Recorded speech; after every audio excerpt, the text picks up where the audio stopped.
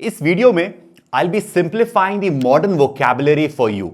तो मैंने क्या किया है, I have curated a list of 10 words. मतलब कुछ वर्ड्स थे that are floating all over the internet, उनको मैंने देखा समझा एंड छाट के एक लिस्ट क्रिएट करी which you can use in your day to day vocabulary. Sounds good? So get ready with a pen and a paper because I am ready. Let's start.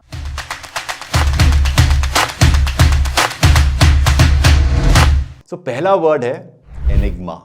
क्या सुना आपने? Enigma. Repeat after me for the sake of better pronunciation. Enigma. तो मुझे याद है मेरी conversation हो रही थी मेरे कॉलेज डेज में, और मेरा एक फ्रेंड था, उससे बात हुई तो उसने बोला कि Ravi's past was an enigma, with no one knowing where he came from or what his real name was. मैं थोड़ा सा डर गया कि क्या हो रहा है ये, and I realized he was talking about a movie character Ravi. But what intrigued me, मतलब मुझे curiosity हुई, intrigue हुआ मैं कि ये जो वर्ड enigma है इसका मतलब क्या है।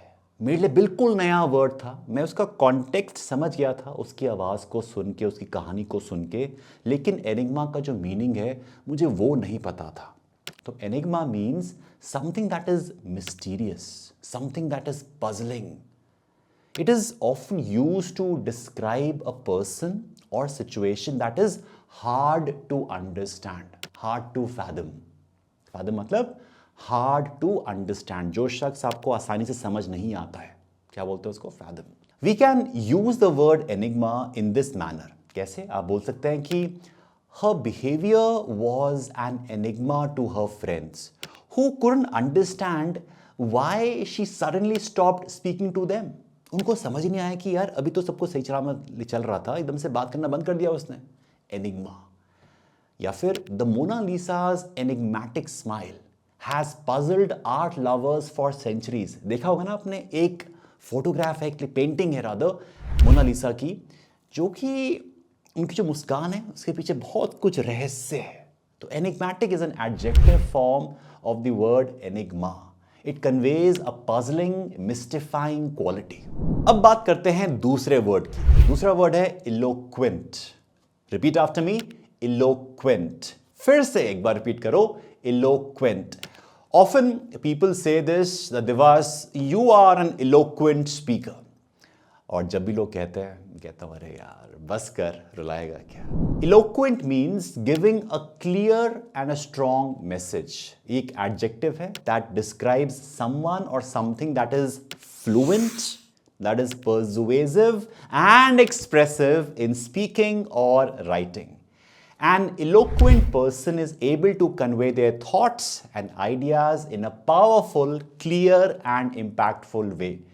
ये word can be used in multiple ways, like the teacher's eloquent explanation of complex scientific concepts helped students understand and appreciate the subject better. होता है ना कि जब कोई शख्स अच्छी तरीके से समझाता है किसी भी कॉन्सेप्ट को, अच्छे से बोलता है, is very clear, expressive, that person is eloquent.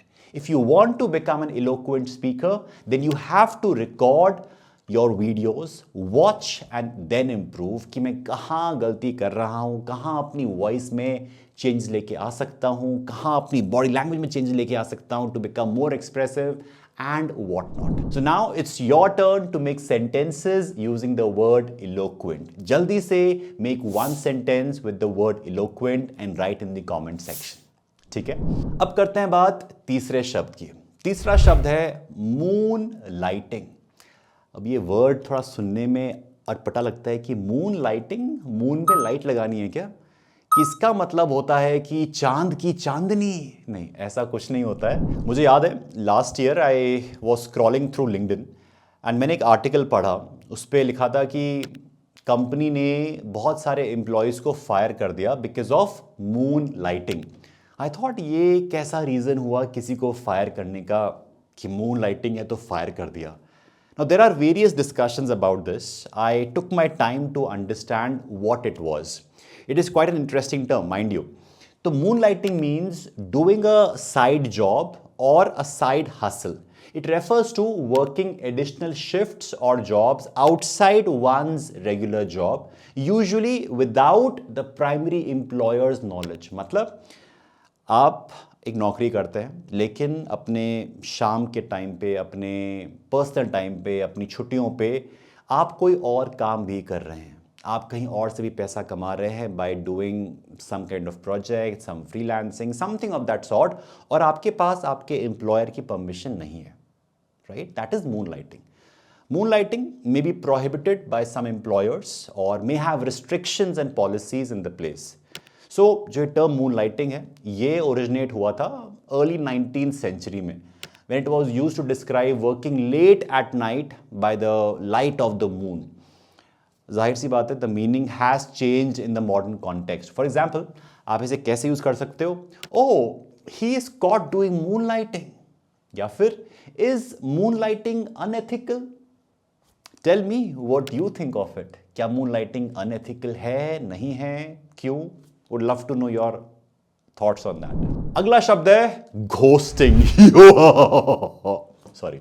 Again, sounds scary, and yes, it is a scary term. So let me tell you an imaginary story to give you a better context for this word. So Raj met Simran online over Blunder app. They have been on 2 to 3 dates, and one day Simran tried calling Raj, but she couldn't reach out to him. She couldn't even find him on Instagram, on Facebook. There was no way for her to communicate with him. As their friendship was for a very short period of time, she didn't know much about his friends or family. It was quite strange. Later, she discovered that Raj had ghosted her. Yes. Ghosting means the act of abruptly ending a personal relationship, usually without any explanation, and then completely cutting off all communication with the other person. हुआ है आपके साथ? आपने अरिजीत सिंह को ज़रूर सुना होगा उस टाइम पे, but that is ghosting. It can happen in any type of relationship, including romantic relationships or friendships or even in business relationships. Honestly, it is a bit disrespectful and immature way to end a relationship. कई बार करना ही पड़ता है, but it is always better to be open and honest in communication to avoid this type of behavior. You can use this word like ghosting is one breakup trend that I have never understood. क्यों करते हैं लोग? बता दो कि यार अब हम सिर्फ अच्छे दोस्त ही हैं, इसके बियॉन्ड कुछ नहीं, कह सकते हो. 5वां वर्ड यूफोरिया. क्या बोला मैंने? यूफोरिया. फिर से एक बार, euphoria. Euphoria can be brought about by a variety of experiences such as achieving a goal, falling in love, or using drugs. It is usually characterized by a heightened sense of energy. होता है ना कि एक अलग ही feeling आती है, एक अलग ही कॉन्फिडेंस लेवल आता है, कि एक अलग ही सेंस ऑफ यूफोरिक हाई होता है. It began an era of euphoria and excitement. अब आया समझ क्या मतलब है यूफोरिया का? आगे बढ़ते हैं. 6th वर्ड है inevitable. The rise of technology has made it inevitable that some jobs will become automated in the future. क्या मतलब हुआ? The word inevitable refers to something that is certain to happen. होना ही है, इसको आप avoid नहीं कर सकते. It is unavoidable or impossible to prevent. Although the term can describe both positive and negative events, it is most commonly used to describe negative outcomes. So next time you want to say, अरे ये तो होना ही था, say, I told you, it was inevitable. The breakup of the relationship was seen as inevitable. उनका breakup होना ही था, given the constant conflicts they had between them. आए दिन लड़ते झगड़ते रहते थे, तो it was inevitable to have the breakup. आया मजा? Now it's your turn to make a sentence with the word inevitable. Do that in the comment section. 7वां word nuance. क्या बोला मैंने? Nuance. One more time, nuance.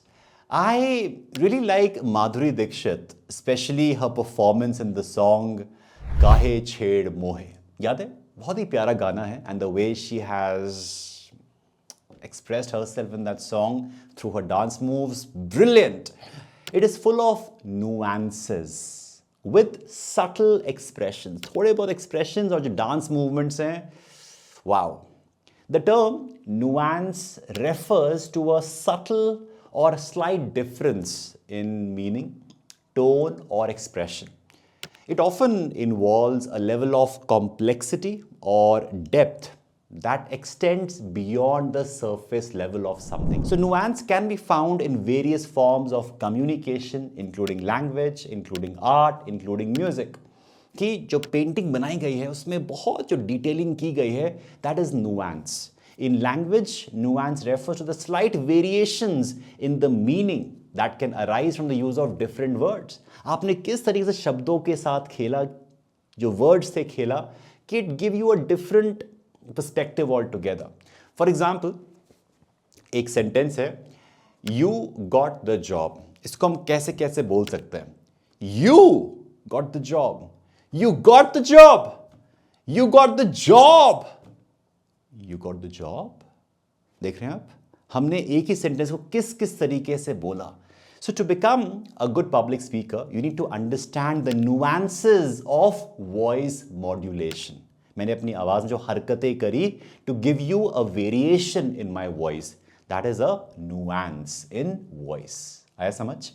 अब बात करते हैं 8th word की दैट इज गैस लाइटिंग आप कहोगे कि कभी मून लाइट हो रहा है कभी गैस लाइट हो रही है हो क्या रहा है तो गैस लाइटिंग बहुत ही इंटरेस्टिंग शब्द है और it was word of the year in 2022 हो सकता है according to the Merriam Webster dictionary 2022 में ये वर्ड हर जगह था if someone is intentionally distorting reality distorting मतलब जानबूझ के आप रियलिटी को चेंज कर रहे हो to make you feel what you are seeing और feeling isn't real you could be a victim of gaslighting क्या मतलब हुआ है अब समझो गैस लाइटिंग एक रोमांटिक पार्टनर के पास से आ सकती है एक बॉस के थ्रू आ सकती है एक फैमिली मेंबर के थ्रू आ सकती है या किसी भी जो शख्स एक पावर पोजीशन में है उसकी तरफ से आ सकती है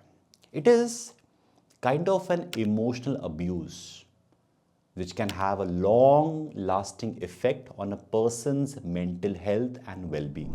So the term gaslighting comes from the 1938 play Gaslight, जहां पे एक आदमी अपनी वाइफ को कन्विंस करता है कि वो मानसिक रूप से पागल हो रही है और वो क्या करता था He used to dim the gaslight in their home और जब वाइफ कहती थी कि शायद रोशनी कम हो गई है उससे नहीं अरे सब कुछ सही तो है शायद तुमको ही लग रहा है कि लाइट कम हो गई है मैं तो सबको सही से देख पा रहा हूँ तो a person who does gaslighting is called a gaslighter example के तौर पे आप कह सकते हो कि my ex girlfriend was constantly gaslighting me She was telling me that my feelings were irrational and that I was overreacting to things that bothered me.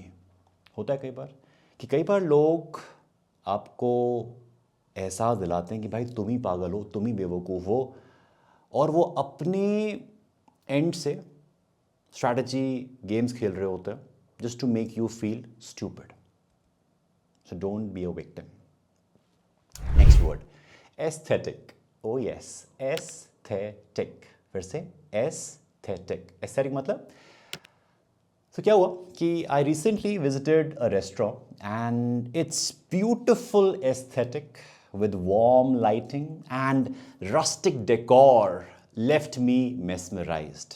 अब क्या मतलब है? Aesthetic is a commonly used word to describe the overall look, style or feeling of something. कि यार the aesthetics of that place were nice. उस room का जो aesthetic था ना वो काफ़ी अच्छा था. It is often used to express the design aspect of anything. It can be an image. कि इसका जो एस्थेटिक एस्पेक्ट है ना जो आपने ये थंबनेल डिज़ाइन किया है ये एस्थेटिकली इतना अच्छा लग नहीं रहा है या जो आपने ये पेंटिंग बनाई है ये एस्थेटिकली इतनी अच्छी लग नहीं रही है. तो this word can be used for a painting, a home decor, a temple, or anything that is associated with beauty.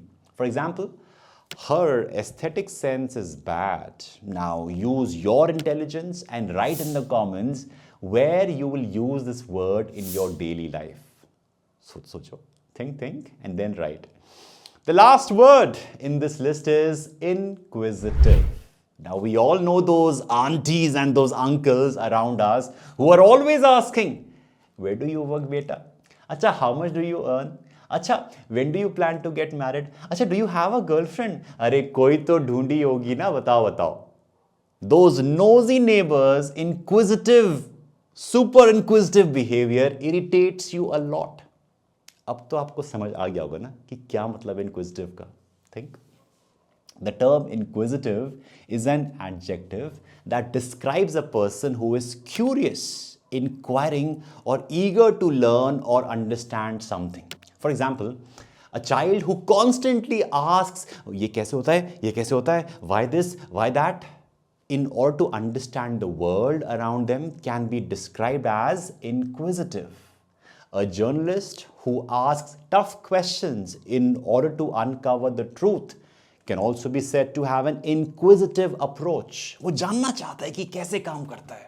However, the term inquisitive can also have a negative connotation. A negative संदर्भ कह सकते हैं कि एक negative संदर्भ में भी इस वर्ड को यूज कर सकते हैं. Especially if it implies कि हम किसी की पर्सनल लाइफ में दखल अंदाजी कर रहे हैं और ज़्यादा मतलब पर्सनल लाइफ में घुस के जानने की कोशिश कर रहे हैं. So in such cases, it may be used to describe someone who is overly curious or intrusive. मतलब आप intrude कर रहे हो किसी की personal space में. Just like those uncles and aunties. This is all for today's video. Hope you enjoyed watching it as much as I enjoyed recording it. What do you think of this video? Yay or nay? Let me know in the comment section. Hope I am able to add a lot of value in your life. Yes, let me know in the comment section. Do share, subscribe to this video. And till then, stay awesome, stay productive.